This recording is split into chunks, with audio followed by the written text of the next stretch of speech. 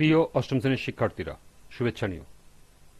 আজকে আমি তোমাদের বাংলা বিষয়ের নতুন বই সাহিত্য কণিকা থেকে গদ্য অষ্টম অধ্যায় মন্ডুর পথে এর 52 পৃষ্ঠা থেকে কর্ম অনুশীলন খ সমাধান করে দেব।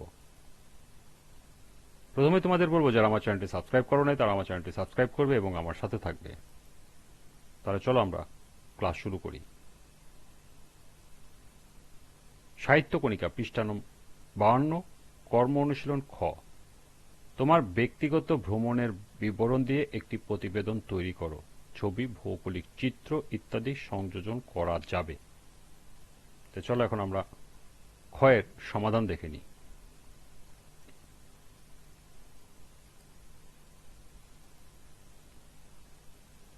আমার ব্যক্তিগত সুন্দরবন ভ্রমণের বিবরণ দিয়ে একটি প্রতিবেদন নিম্নে উপস্থাপন করা হলো।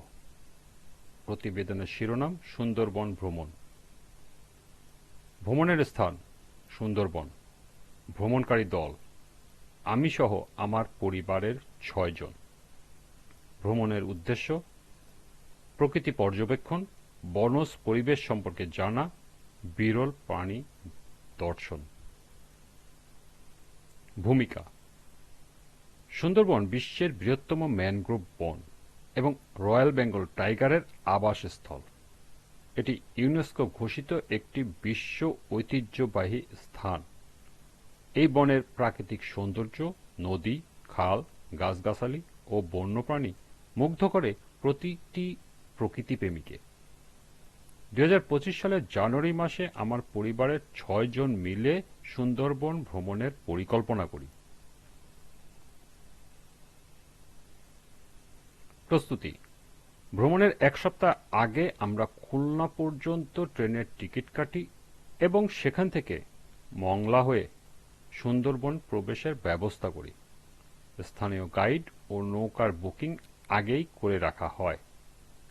প্রাথমিক চিকিৎসার সামগ্রী, শুকনো খাবার, পানীয় জল, মশার স্প্রে ও লাইফ জ্যাকেট সাথে নেই। যাত্রা শুরু 10 জানুয়ারি সকালে আমরা ঢাকার কমলাপুর রেল স্টেশন থেকে ট্রেনে চড়ে খুলনার উদ্দেশ্যে রওনা হই।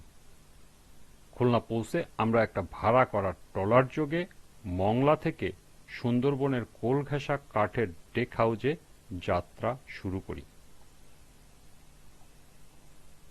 ভ্রমণ সুন্দরবনে প্রবেশের সঙ্গে সঙ্গে আমরা অভিভূত হয়ে যাই এর নিসর্গ সৌন্দর্যে। চারিদিকে শুধু সবুজ আর শান্ত নদীর ধারা। বনের মাঝে ছোট ছোট খাল বয়ে চলেছে, যেগুলোর পাশে হরিণ, বানর, কুমির এবং নানা রকম পাখির দেখা মিলেছে। আমরা সরাসরি কোনো বাঘ দেখতে পারিনি, তবে তার পায়ের ছাপ ও গর্জনের শব্দ শুনতে পাই, যা ছিল রোমাঞ্চকর। আমরা সজনেখাল ও দুবলার চরে যাই, যা খুবই জনপ্রিয় পর্যটন এলাকা। দুবলার চরে জেলেদের জীবনযাত্রা ও মাছ ধরার প্রক্রিয়া দেখতে পেরে অনেক কিছু শিখি। কটকা ও কচিখালী অঞ্চল বন্যপ্রাণী পর্যবেক্ষণের জন্য প্রসিদ্ধ। এখানে আমাদের দেখা মেলে চিত্রাহরিণ, জলমুরগি, বন্য শূকর ও নানান রঙের পাখি।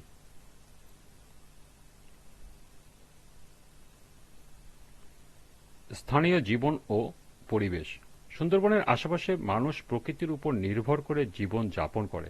মাছ ধরা, মধুর সংগ্রহ, গাছ কাটার মতো কাজ তাদের জীবিকার উৎস। এখানকার জীবনযাপন কঠিন হলেও তারা অনেক পরিশ্রমী ও অতিথিপরায়ণ। অভিজ্ঞতা সুন্দরবন ভ্রমণ আমার জীবনের এক অন্যতম রোমাঞ্চকর অভিজ্ঞতা। প্রকৃতির সঙ্গে এতটা ঘনিষ্ঠভাবে সময় কাটানো আমাদের মধ্যে পরিবেশ সম্পর্কে নতুন সচেতনতা সৃষ্টি করেছে। উপসংহার সুন্দরবন শুধু একটি বন নয়, এটি আমাদের পরিবেশ, জীববৈচিত্র্য ও সংস্কৃতির একটি গুরুত্বপূর্ণ অংশ। এই ভ্রমণ আমাদেরকে শুধু বিনোদনই দেয়নি, বরং শিক্ষা দিয়েছে প্রকৃতির প্রতি দায়িত্বশীল থাকার। সবশেষে প্রতিবেদন প্রণয়নকারী, এখানে তুমি তোমাদের নাম লিখবে, শ্রেণী অষ্টম। এই ছিল 52 পৃষ্ঠার কর্ম অনুশীলন ক্ষয়ের সমাধান। আজকের ক্লাসটি এ পর্যন্তই।